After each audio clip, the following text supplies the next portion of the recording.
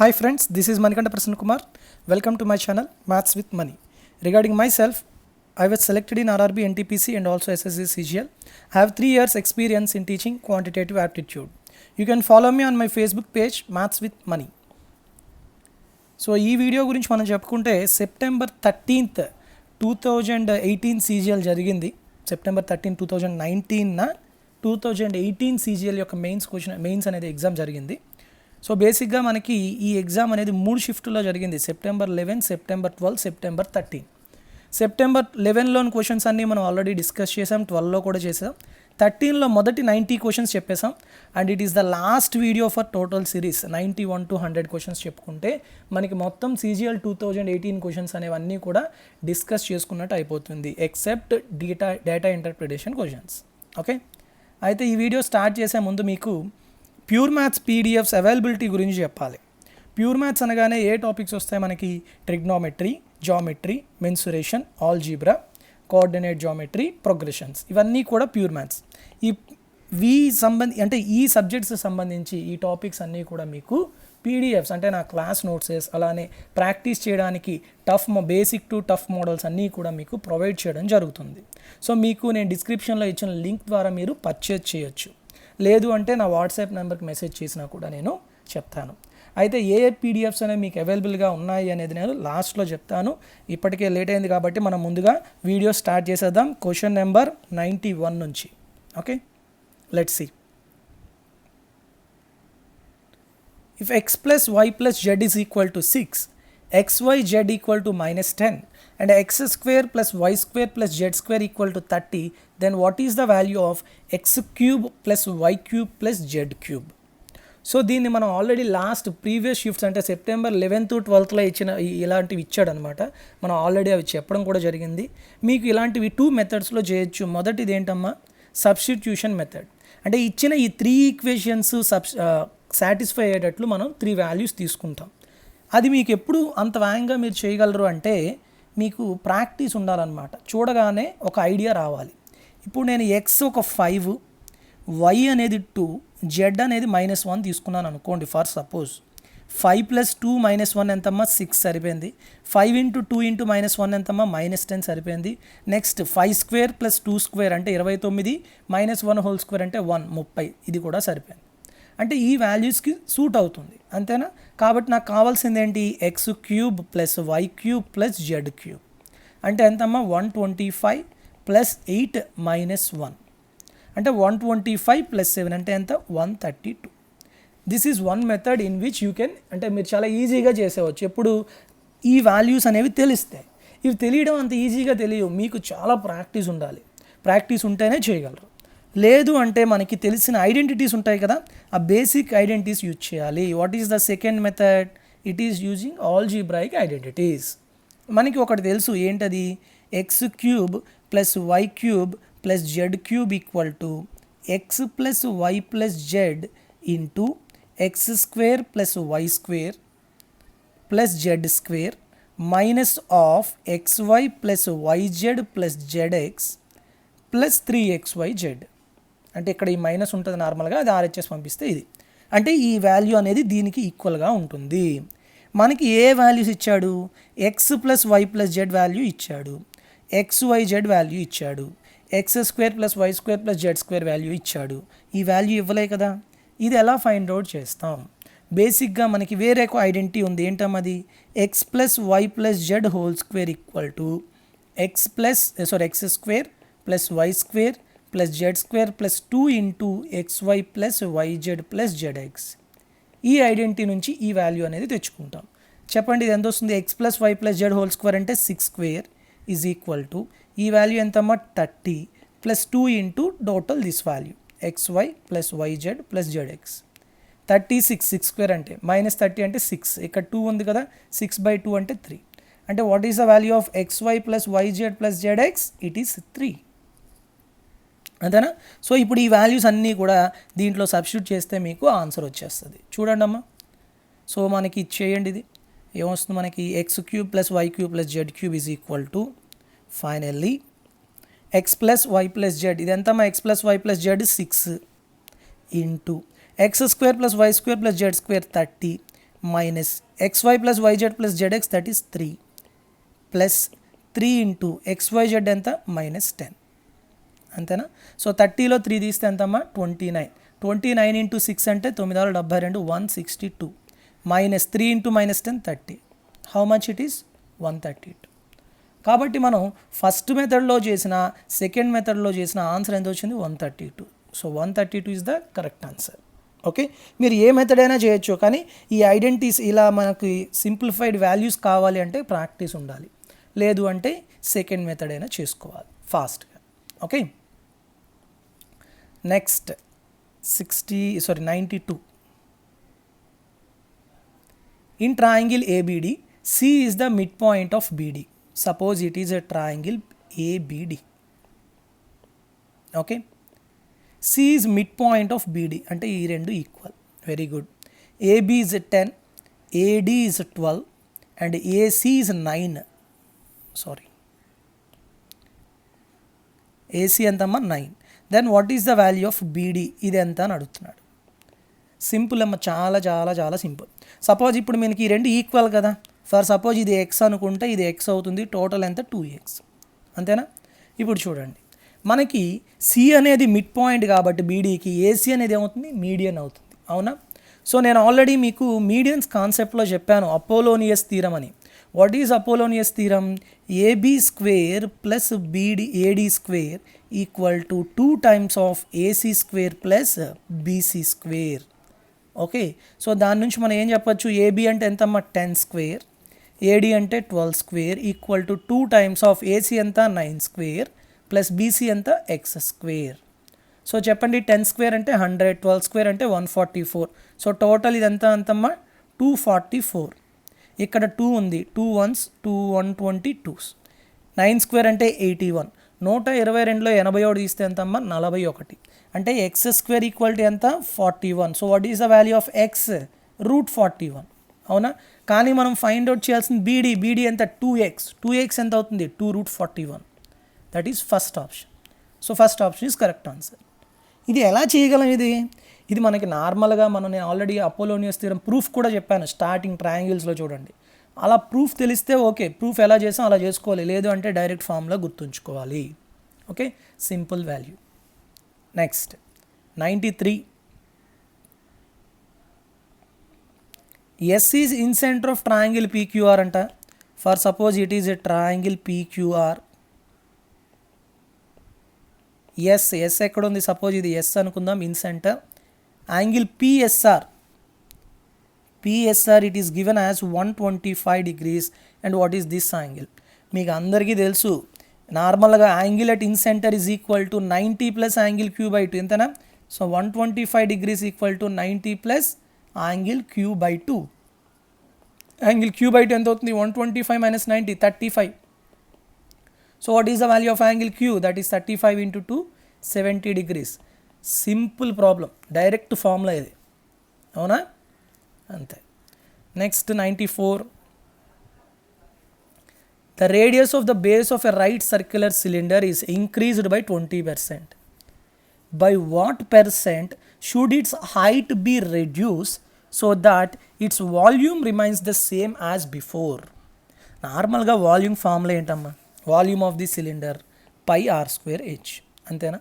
ఇప్పుడు మనకి పై కాన్స్టెంట్ తీసేయండి, ఇక్కడ వాల్యూమ్ కూడా రిమైన్స్ సేమ్ అంట, అంటే వాల్యూమ్ కూడా కాన్స్టెంట్గా ఉండాలంట, తీసేయండి. అప్పుడు ఆర్కి హెచ్కి రిలేషన్ చెప్పండి. H is inversely proportional to r², అవునా.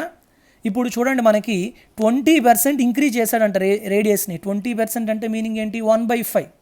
అంటే ఇనీషియల్గా 5 ఉండేది రేడియస్, ఇప్పుడు 1 part ఇంక్రీజ్ అయింది. అంటే ఎంత అయిపోయింది? R initial is 5, R final ఇప్పుడు 1 ఇంక్రీజ్ అవ్వడం వల్ల 6 అయ్యింది. అవి సబ్స్టిట్యూట్ చేయండి. ఇప్పుడు H final by H initial equal to inversely proportional కదా, సో RI/RF². ఇనీషియల్ ఎంత 5/6² అంటే ఎంతమ్మా 25/36. అంటే చూడండి, ఇప్పుడు బాగా అబ్జర్వ్ చేయండి. H initial it is 36 parts, H final ఎంత 25 parts. అంటే 36 సెంటీమీటర్ల ముందు ఉండే హైట్ ఇప్పుడు 25 సెంటీమీటర్లు అయ్యింది. అంటే ఎంత తగ్గింది? ఎంత తగ్గిందమ్మా 11 పార్ట్లు తగ్గేసింది, 11 సెంటీమీటర్స్ తగ్గింది. వాడు పెర్సెంటేజ్ అడుగుతున్నాడు. ఎంత పెర్సెంటేజ్ అంటే ఇనీషియల్తో కంపేర్ చేయాలి. ఇనీషియల్ ఎంత 36 into 100. So 4 9s 425. So 25 into 11 అంటే 275/9 అంటే 35/9% ఈజ్ రెడ్యూస్డ్. తగ్గింది కదా 36 నుంచి 25. So it is reduced. ఎక్కడుందమ్మా? Second option is the correct answer. Simple. So మీకు ఈ అప్లికేషన్ తెలియాలి, కాన్సెప్ట్ అప్లికేషన్. ఏది కాన్స్టెంట్గా ఉందో అది తీసేయండి. మిగతా వేరియబుల్స్ యొక్క రిలేషన్ ఏంటి, డైరెక్ట్లీ ప్రపోర్షనలా ఇన్వర్స్లీ ప్రపోర్షనలా, దాని నుంచి వెళ్ళిపోవాలి. ఓకేనా? నెక్స్ట్ 95 ట్రిగ్నోమెట్రీ అనగానే సబ్స్టిట్యూషన్ చేయొచ్చు, లేదు అంటే మీకు కాంప్లిమెంటరీ యాంగిల్స్ సప్లిమెంటరీ అయినా చేయొచ్చు. ఇక్కడ చూడండి, cosecant 67 plus theta minus secant 23 minus theta plus cos 15 cos 35 cosecant 55 cos 60 cosecant 75 is equal to how much? ఇక్కడ చూడండి, యాంగిల్స్ బాగా అబ్జర్వ్ చేయండి. 67 plus theta and 23 minus theta రెండు యాడ్ చేయండి. తీటా క్యాన్సిల్ అయిపోతే 90 degrees. Sum of two angles 90 అంటే they are complementary angles. When two angles alpha and beta are complementary then cosecant alpha equal to secant beta. అంతేనా? అంటే ఇక్కడ ఇది alpha అనుకుంటే ఇది బీటా అనుకుంటే cosecant alpha secant beta equal కాబట్టి రెండు క్యాన్సిల్ అయిపోయాయి, తీసేయండి అది. నెక్స్ట్ చూడండి, 15 మనకి తెలియదు, కానీ ఈ 15 కాంప్లిమెంటరీ యాంగిల్ ఎక్కడ ఉంది? 75 ఇక్కడ ఉంది. Very good. నెక్స్ట్ 35 అంట, అది కూడా స్పెసిఫిక్ యాంగిల్ కాదు, కానీ దాని యొక్క కాంప్లిమెంటరీ యాంగిల్ 55 ఇక్కడ ఉంది. అవునా?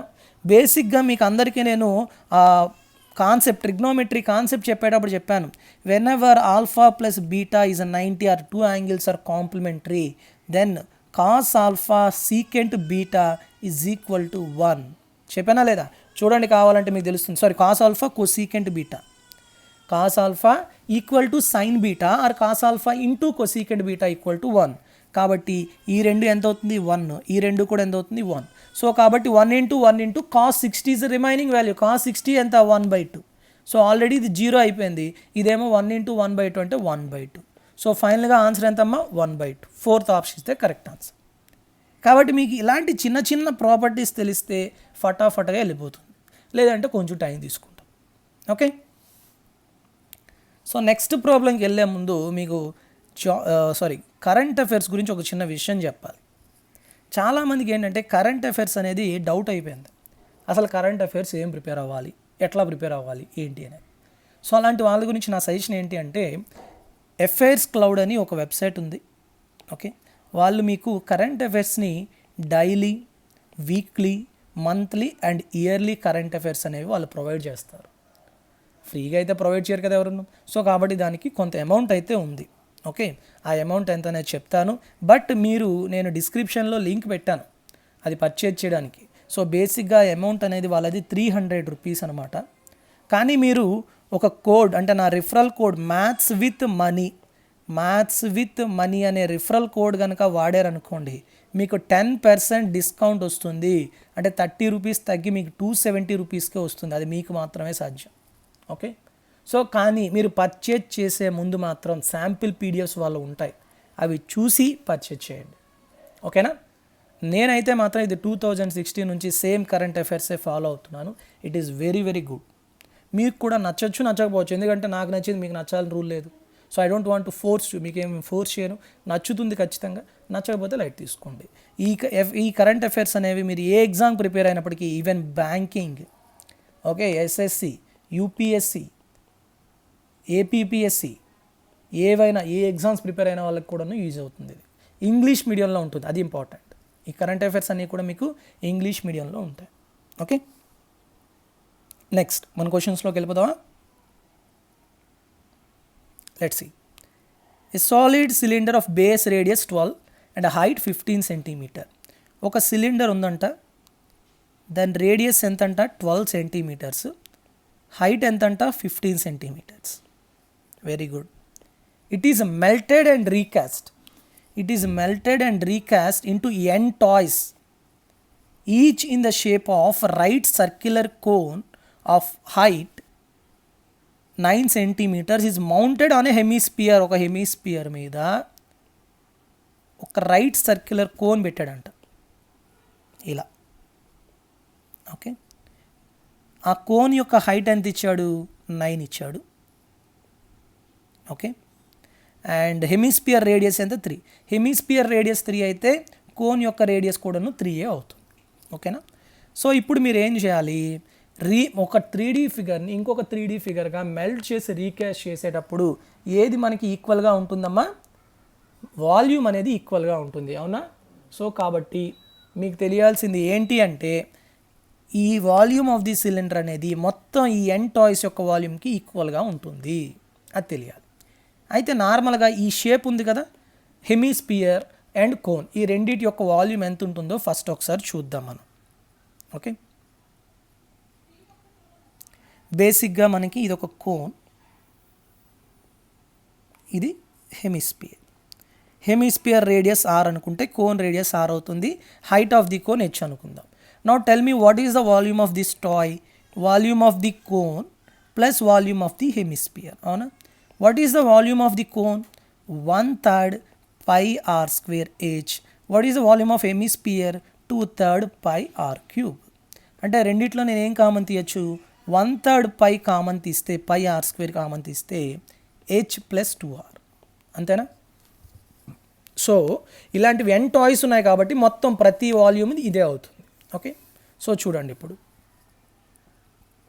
Volume of the cylinder is equal to n into volume of each toy equal to 1/3 pi r square h plus r 2r plus h. Okay, so చేయండి. Volume of the cylinder formula వేసేయండి, సరిపోతుంది. It is equal to 1/3 ఉండదు కదా మనకి. Volume of the cylinder అంటే pi r square h, pi r square 12 square 12 into 12 into height ఎంతమ్మా? 15. It is equal to n into 1/3 pi r square, ఇక్కడ radius ఎంత ఇచ్చాడు? 3 ఇంటూ 3 h 9 ప్లస్ 2r అంటే 6. Simplification, ఎవరు ఫాస్ట్గా సింప్లిఫై చేసుకుంటే అంత వేగంగా పెట్టవచ్చు. Pi cancel, next 3 cancel, 3 1s 3 4s, 9 plus 6 15, ఇక్కడ ఒక 15 cancel. So what is the final value? n 12 into 4 48 ఎక్కడుందో అదే మనకి కరెక్ట్ ఆన్సర్. ఎక్కడుందమ్మా 48? First option is the correct answer. That's it. అర్థమైందా? సో మనకి బేసిక్గా ఆ టాయ్ నార్మల్గా ఎగ్జామ్స్లో ఎక్కువగా రిపీట్ అవుతుంటుంది అనమాట ఈ టాయ్. మరి ఎగ్జామినర్ ఎన్నిసార్లు ఆడుకున్నాడో తెలియదు, కానీ ఈ టాయ్ అయితే చాలా ఇంపార్టెంట్. మనకి ఆ టాయ్ యొక్క వాల్యూమ్ డైరెక్ట్గా గుర్తున్నా పర్వాలేదు. ఓకేనా? Next 97. In an office 5/8, it is 8. Okay, 5/8 of the total number of employees are males and the rest are females. అంటే నార్మల్గా 8 మంది మొత్తం ఎంప్లాయీస్ అనుకుంటే దాంట్లోని మేల్స్ ఎంతమంది అంట? Males and females. 5/8 are males అంటే 5 మేల్స్. రిమైనింగ్ ఇంకెంతమంది ఉన్నారమ్మా? ముగ్గురు ఏంటి? Females. Okay, next 2/5 of the number of males. Out of males మళ్ళా non technical workers, technical workers ఉన్నారంట. 2/5 ఆఫ్ ద మేల్స్ అంటే మొత్తం మేల్స్ 5 అయితే 2 ఏంటంట? Non technical. ఇదిగోండి ఇక్కడ 5 ఉన్నారా? ఈ 5లో 2 నాన్ టెక్నికల్ అంట. 2 నాన్ టెక్నికల్ అయితే టెక్నికల్ ఎంత అవుతారు? 3 అవుతారు, అంతేనా? Very good. And while 2/3 of the number of females అంటే ప్రతి 3లో 2 ఫీమేల్స్ అనేవాళ్ళు టెక్నికల్ వర్కర్స్ అంట. ఫీమేల్స్లో కూడా మళ్ళీ టెక్నికల్, నాన్ టెక్నికల్ ఉన్నారు. Non technical, technical. ప్రతి 3లో ఎంతమంది టెక్నికల్? 2 టెక్నికల్. సో రిమైనింగ్ 3లో 2 టెక్నికల్ అయితే ఒకరు ఏమవుతారు? నాన్ టెక్నికల్ అవుతారు, అంతేనా? Then what fraction of the total number of employees are technical workers? మొత్తం టెక్నికల్ వర్కర్స్ ఎంతమంది ఉన్నారమ్మా? ఇక్కడ 2, ఇక్కడ 3, మొత్తం 5. వీడు టోటల్ అడుగుతున్నాడు. టోటల్ నెంబర్ ఆఫ్ ఎంప్లాయీస్తో కంపేర్ చేయమంటున్నాడు. టోటల్ ఎంతమంది? 8. So 5/8 is the correct answer. Second option is correct. నేను ఆల్రెడీ ఫస్ట్ షిఫ్ట్ నుంచి చెప్తున్నాను మీకు, ఇలాంటి వచ్చేటప్పుడు ట్రీ డయాగ్రామ్ ఫటాఫటగా అయిపోతుంది. ఓకే, వెళ్ళిపోదామా? Next question. 98. Secant theta plus tan theta equal to p and p is greater than 1. Then cosecant theta plus 1 by cosecant theta minus 1 equal to how much? ఎంత? చాలా simple అమ్మా ఇది. Okay, so దీనికి పెద్ద ఇబ్బంది కూడా పడక్కర్లేదు. So చాలామంది ఏం చేస్తారంటే తీటా ఈక్వల్ టు 0 పెట్టి సీకెంట్ తీటా నుంచి అలా ఎలా చేస్తారు, పీ వాల్యూ ఫైండ్ అవుట్ చేయడం. తీటా 0 పెట్టాలనుకోండి ఏమవుతుంది చెప్పండి, సీకెంట్ 0 1, tan 0 0, అంటే పీ వాల్యూ ఎంత వస్తుంది, 1 వస్తుంది. కానీ పీ ఎంత ఉంటుంది, గ్రేటర్ దాన్ 1 అంట. అందుకని తీటా 0 వేయకూడదు. అలా ఎవరైనా చేస్తే తప్పది. ఓకేనా, సో ఎలా చేసుకోవాలి, బేసిక్గా చేసుకొని చాలా ఈజీనే, ఇదేం పెద్ద విషయం కాదు. Secant theta plus tan theta ఎప్పుడైనా మనకి సమ్ వాల్యూ పీ ఇచ్చినప్పుడు tell me the value of secant theta minus tan theta, it is inverse 1/p అవుతుంది. అవునా, అవునా కదా. మరి దీని నుంచి నాకు 2 సీకెంట్ తీటా ఫైండ్ అవుట్ చేయగలరా, ఈ రెండు యాడ్ చేయండి చాలు. అప్పుడు ఈ క్యాన్సిల్ అయిపోతే 2 secant theta equal to p plus 1/p, అంటే ఎంత, p² plus 1/p. 2 secant theta నుంచి సీకెంట్ తీటా చెప్పండి, secant theta equal to p² plus 1/2p. అంటే నేను ఒక రైట్ యాంగిల్ ట్రయాంగిల్ కనుక తీసుకున్నాను అనుకోండి, సీకెంట్ అంటే ఏంటి, hypotenuse is p² plus 1, adjacent is 2p, ఇది తీటా అనుకుంటే.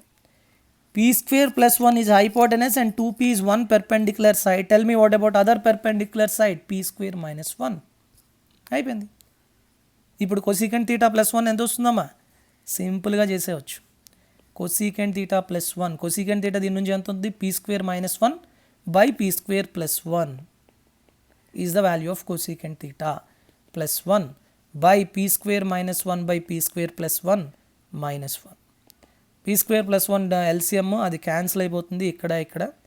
p² minus 1 plus p² plus 1, p² minus 1 minus of p² plus 1, 1 1 cancel అయితే 2p², ఇక్కడేమో p² క్యాన్సిల్ అయితే -2, 2 2 క్యాన్సిల్ అయితే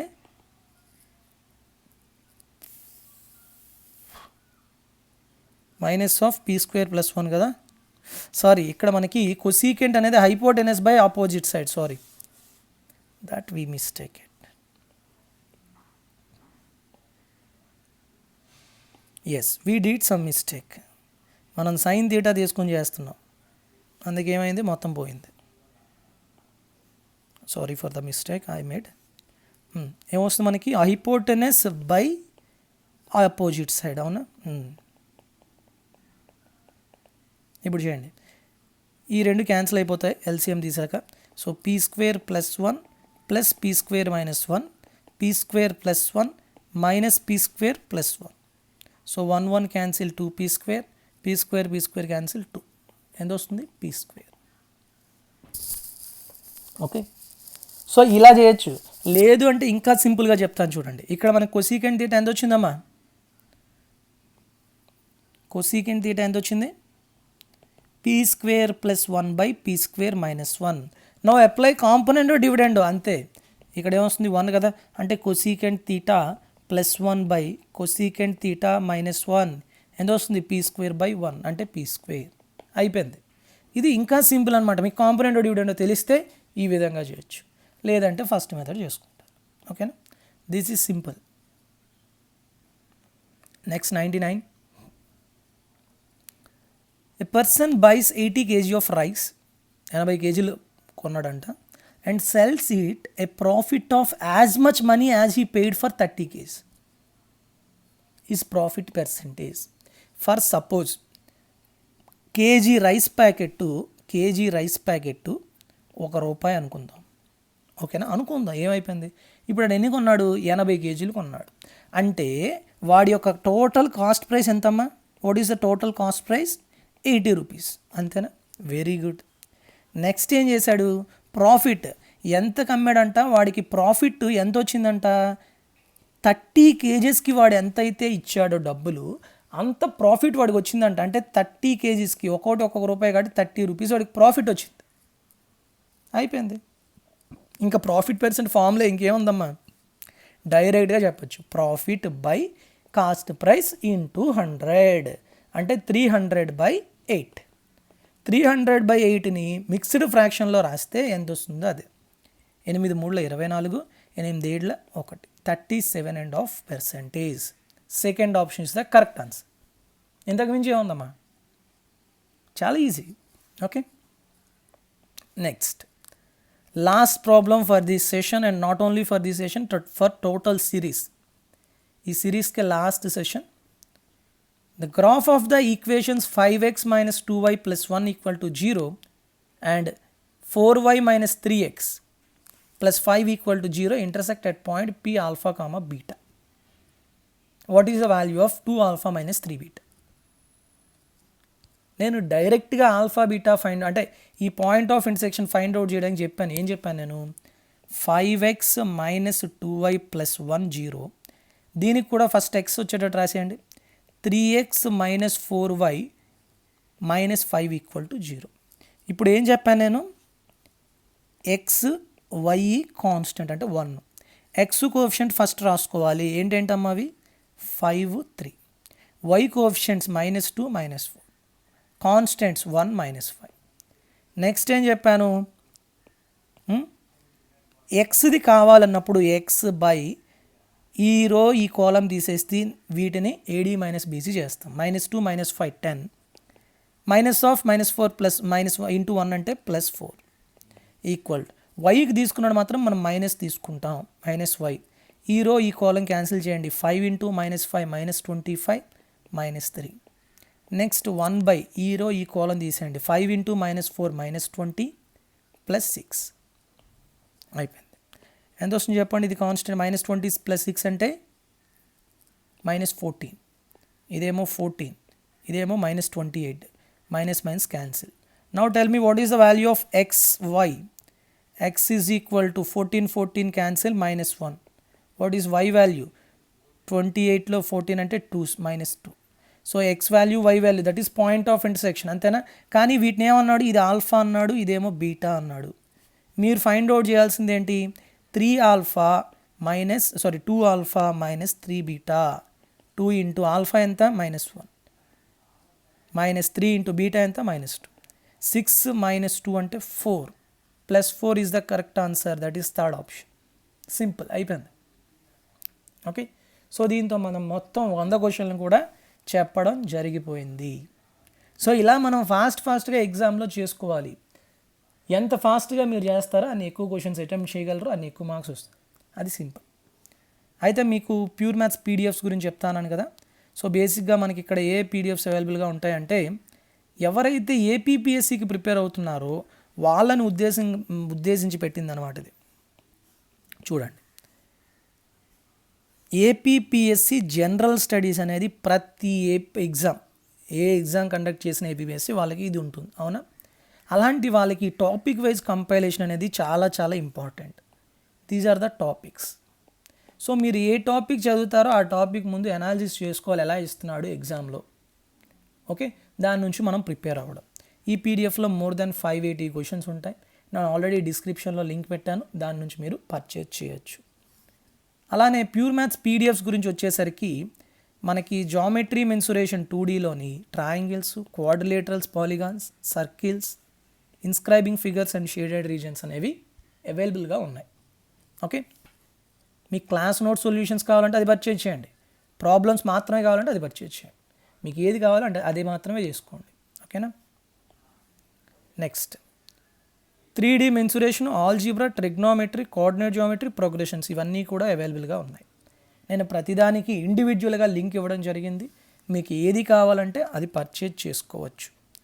పర్టికులర్గా ఏపీపీఎస్సి కండక్ట్ చేసే డిఏఓ ఎగ్జామ్కి మాత్రం ఈ 3 టాపిక్స్ ఎక్స్ట్రాగా యూజ్ అవుతాయి. ఇవి ఎక్కువ వెయిటేజ్ ఉంటుందన్నమాట. వాళ్ళకి ఈ 3 టాపిక్స్ కూడాను పర్చేజ్ చేసుకోండి. ఇవి కూడా నేను ప్రొవైడ్ చేస్తున్నాను. ఓకే, ఫైనల్గా ఈ సిరీస్ అనేది నేను ఈ రోజుతో కంప్లీట్ చేస్తున్నాను. నెక్స్ట్ వీలైతే జామెట్రీ కానీ ట్రిగ్నోమెట్రీ అనేది కంటిన్యూ చేస్తాను. ఆల్రెడీ అది మధ్యలో ఉండిపోయింది కాబట్టి. బట్ మీరైతే మాత్రం చాలా జాగ్రత్తగా ప్రిపేర్ అవ్వండి. ఏ డౌట్స్ వచ్చినా మీరు కమెంట్ సెక్షన్లో అయినా నా వాట్సాప్లో అయినా అడగచ్చు. Okay, all the very best to all of you and have a good day and thank you very much. జై హింద్.